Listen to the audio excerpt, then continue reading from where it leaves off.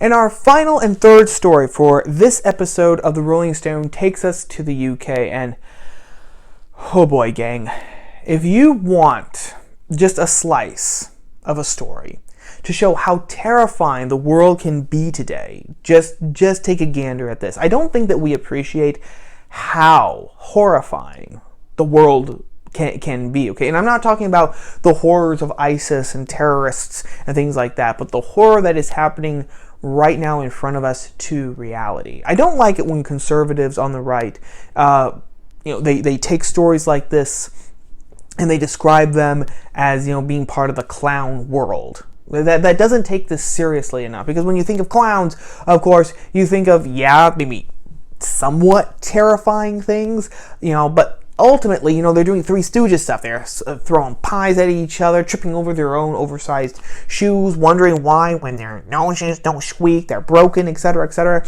It gives them kind of an air of innocence, and there ain't nothing innocent about the left. Okay, so terrifying, horrifying, much more accurate terms, I think, for the left instead of clown world. Of course, the problem is that people like clown world better because it makes them feel better, because if you can kind of underestimate your opponent and make it seem as if they are buffoons, then you can feel better about yourself by thinking, oh yes, our eventual victory is absolutely guaranteed because idiots don't win wars.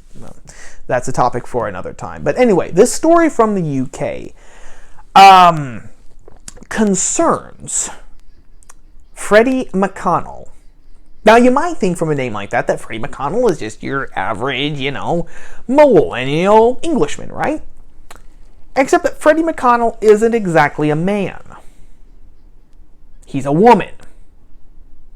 Because he's a transgender man, meaning that he is a biological woman who simply has chosen to be a man because she feels like a man. And she's gone, the testosterone treatment and everything. If you Google pictures of her, you'll see her with a mustache and a beard and everything. Looks like a prep student, from the old school, from the 20s and 30s, right?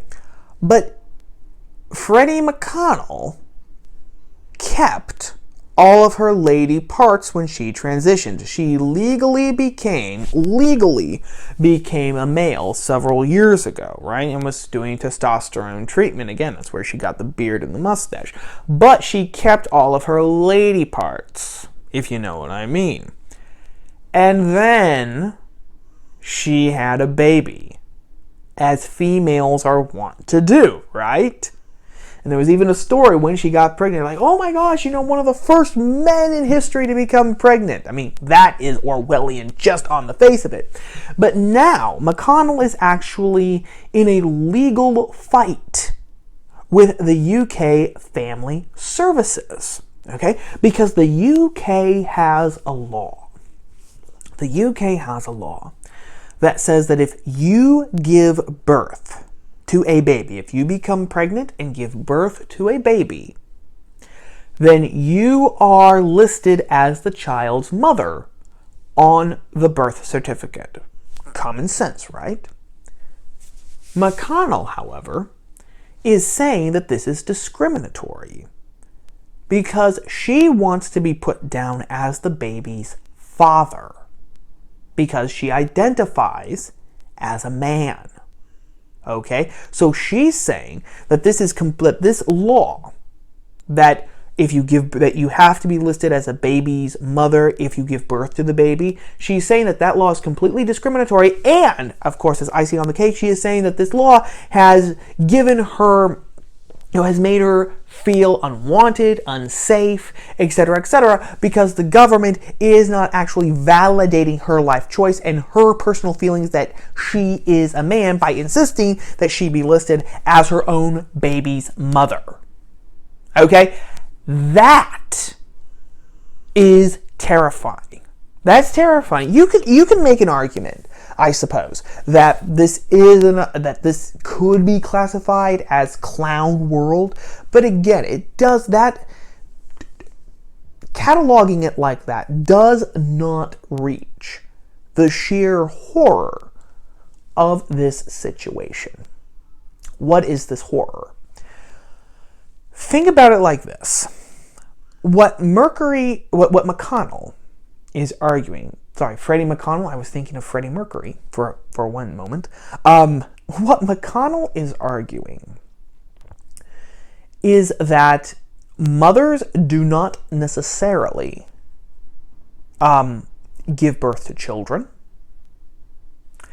but that fathers can give birth to their own children, okay? Mothers don't necessarily have to give birth, and fathers can give birth. A father can give birth to his own child, okay? Not only does that completely turn the cycle of nature on its head, right? Because fatherhood is predicated on maleness. Maleness is predicated on the fact that you can impregnate a female. Okay, that's the whole point of maleness. I'm not talking about manhood. I'm not talking about masculinity. I'm talking about the biological reality of maleness. Maleness is predicated on the fact that you can impregnate a female, right? And that is how fatherhood comes about. Fatherhood is intimately connected with maleness. On the flip side of that, motherhood is intimately connected with femaleness. And femaleness is predicated on the fact that you can become pregnant, that your body is designed actually to become pregnant, to carry an offspring, and then to give birth to that offspring so that the species can continue. Okay, that is the order of nature. That is how it has been set up, not just for human beings, but for most higher animals, birds, mammals, right, fish, etc., etc. So, that's the order of nature. This completely upends it. And basically what it says is that nature doesn't count. Nature, right? Nature is completely at the whim of our subjective desires. In other words, there is no order out there. I've talked about order before and about how you need order, right, for anything to survive. Nothing can survive in a state of chaos, right? Just think about your own body. Our own bodies function because certain cells have certain jobs, right? We could not survive if the cells that make up our cardiovascular tissue all of a sudden could become water, or all of a sudden could become neurons, brain cells, right? We couldn't exist. We couldn't survive. In the same way, we wouldn't be able to survive. Nothing would be able to survive here on the earth if there was no order in our ecosystems, right? If all of a sudden it could start raining fire, if all of a sudden the rainforest in the Amazon could become a desert, right? Or if all of a sudden the ocean could just become a pool of lava, right? It would be chaos. There would be no order, no rhyme or reason to anything. Nothing could survive, okay? And more than that, if nothing could survive, nothing could thrive. You need order. That's something that has been forgotten, seriously and horribly forgotten in our modern philosophy and just in our modern lexicon. We don't like order. Order is a dirty word, right? We have said it contrasting with freedom. And that is a mistake, because you can't have freedom actually without order, okay? And so the same thing is happening here with this, because now if mothers don't necessarily give birth to children, but if fathers can give birth to children, then we are in a world of chaos. Because all of a sudden, these words, which are again rooted in biology, mother and father, have absolutely no meaning outside of what a person wants them to mean. Take that a step further. If motherhood and fatherhood are simply predicated upon personal desire, then what does that do for the family? It destroys it, right? absolutely destroys it. There is no such thing as a family unless you choose that there is a family, because there is no innate reality of motherhood and fatherhood, which are the two components that you need to start a family in the first place, which means that we are all just washing around in this sea of chaos. We have no families. I mean, we have no innate biological connections to families.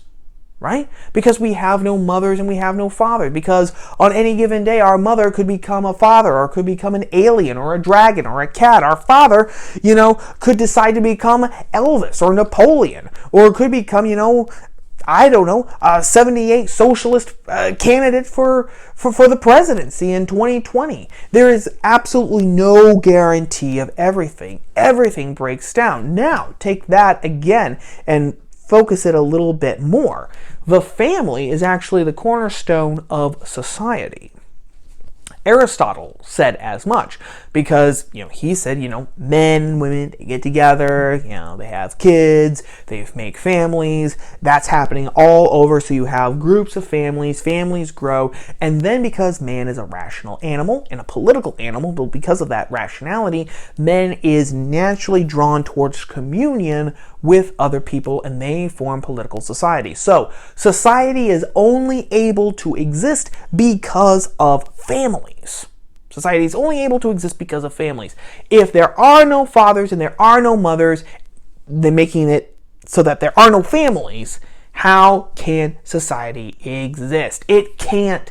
The only way that it can exist is by